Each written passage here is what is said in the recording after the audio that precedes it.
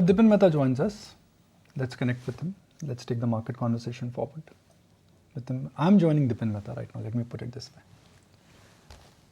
What happened yesterday, Dipan bhai? Yeah, good morning, Nikunj. Thank you for having me on your show. I think that there was a disappointment around rising capital gains tax, but there's so much of money lying in the sidelines, and there is so much of flow coming into the markets that even the slightest of dips are being bought into. And with the stocks plunging the way they were on the announcement, we quickly saw short covering and a lot of fresh buying coming into it. Therefore, the markets recovered, and you have kind of a V-shaped trading pattern for yesterday. But on the whole, I think it was a good budget, and it'll be absorbed easily, these capital gains tax increases. And life will go on. I think focus will shift to earnings, will shift to valuations, global markets, so on and so forth. So in a way, it's a bit of a non-event. But yes, I think all of us, especially investors, will have to fork out a larger capital gains tax, and that's really the most disappointing part of this budget. But that's how life is. I think you can't have everything. I think for a long time we had a lot of concessions on long-term capital gains, and gradually I think capital gains tax are coming back. Realistically, what happens because of this?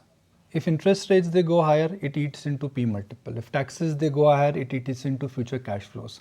Do you think the premium for equity will come down? Do you think it could have an impact on future flows, and it could have an impact on aggregate liquidity sooner than later? No, Nikunj, I think liquidity flows are strong because the returns in the market are high. So where there's money to be made, doesn't matter if you have to pay more tax, that asset class will keep on attracting more and more flows.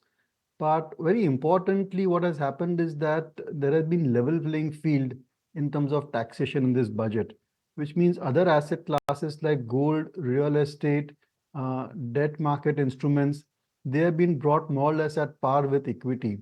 And right now, I think still a lot of flows will come into equity, but at a period will come when the flows, when the returns will kind of be subdued. At that point of time, investors and savers will look for other asset classes. And eventually you will have the development of other asset classes, which is good because we are having a lot of froth in equity markets and just a huge amount of money coming in. And that cannot be good for the long-term health of the capital markets. So I think we'll have a more broad-based kind of a spread of liquidity into other asset classes as well. I think real estate has got a very good deal if you're going to looking at investing in real estate. I think it's great because it's 12.5% long-term capital gains tax will certainly increase your post-tax yield over there, and you have the benefit of earning rental income as well. So on the whole, from a point of view of giving flexibility to the average household to invest in different asset classes, that has certainly been achieved in this budget.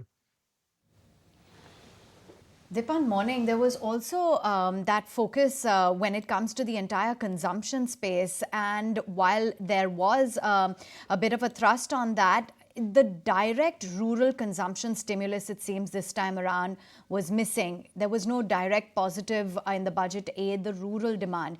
Do you think that that came as a bit of a miss when it comes to the FMCG space? No, I don't think so. That of course FMCG has got other challenges as well, and I think more than a direct benefit to rural areas, the monsoon, agriculture also play an important role. And end of the day, you have to understand that FMCG is a mature product category. So by pumping in more money in the rural areas, it's not that FMCG volumes are going to go up significantly. I think whenever money has been flowing into rural areas for several years, but FMCG volumes have just been going down year on year, and now they are at low single digit. So from that point of view, I don't think that it's going to make a material difference. Sentimentally, I think more money in the hands of a rural population would have driven stock prices higher, but I'm not sure it'll make a material impact on the profitability of these companies. So I don't think so. But on the whole, I think by reducing the fiscal deficit 4 to 4.9, and then further as the years go along, it will further decrease, will only strengthen the country's balance sheet and financial position and make it more resilient to any future shocks which may come. And that I think is very positive from a long-term investor's point of view. Okay, fair enough. Meantime, let's also get in a take then from you as to how you've read into the real estate sector as a whole, because a lot of the brokerages are seeing this as glass half full and glass half empty. Yes, there have been positives in the budget with respect to the kind of urban outlay, as well as the tax stops for REITs, etc. How would you look into the budget from the real estate standpoint, and what's your outlook on individual stocks within this sector? See, I think that the budget has been very positive for real estate. And what had happened the last few years is that investors had gone out of buying properties. But now I think with such lower tax rates and also the rise which we have seen in values for properties may attract investors into the real estate space. And these will typically be big ticket HNI investors who can look at buying into office space or residential premises to earn a higher return on a post-tax basis. So from that point of view, I think some demand may increase for real estate industry as a whole. But look, these companies have had a stellar run, and real estate is definitely a cyclical industry. So you could expect a down cycle as well, anytime now or maybe a year or so from now. So one needs to be cautious over there. And valuations also are not that cheap anymore. So while long-term prospects are great, I don't think that one should go at these levels and buy real estate stocks. But there could be a few outliers. I thought that the numbers which came through from Oberoi Realty were exceptionally good, and it's got a good balance between residential projects, rental income from commercial, as well as hospitality, and that would kind of reduce the volatility in the earnings. And it's the company also very selectively goes for residential projects and balance sheet quality is pristine. So there could be a few stocks selectively which are still good in real estate. But by and large, buying the large cap stocks like say a Godrej Properties or a DLF or a Prestige at these levels, I don't think the risk return profile favors you. Okay.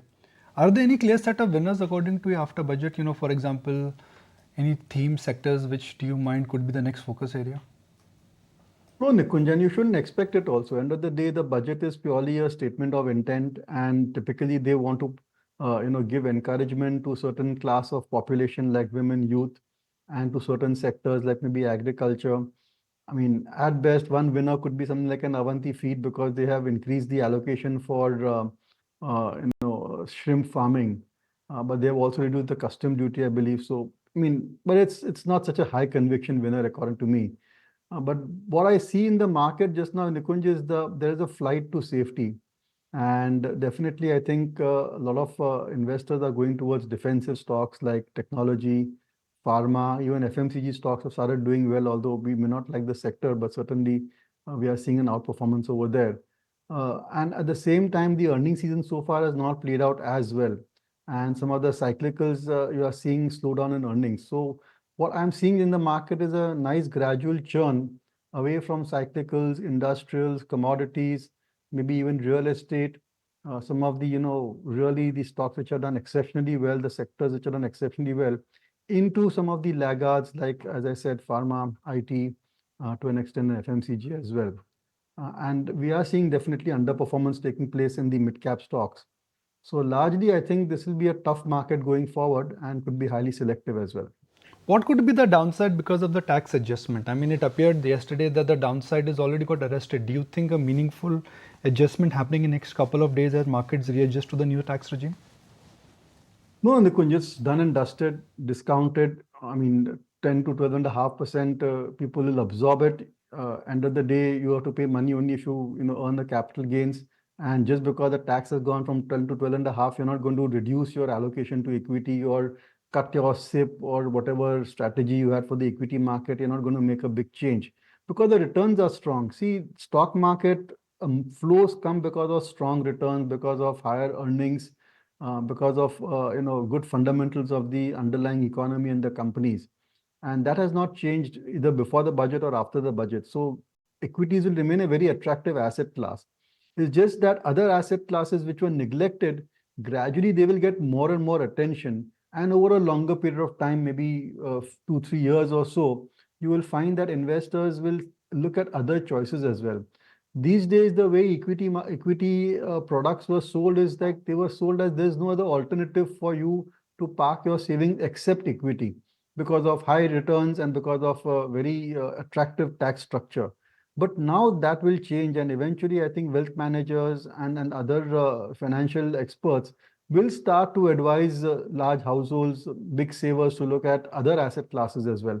That takes time, 2, 3 years or so, before it becomes really big. But definitely, I think this is one big change which the budget has made in terms of where these savings flow in the economy. All right, Dipan, thank you for taking time out and sharing with us your key takeaways from the budget as well as your insights into what the market reaction and individual sector reaction was.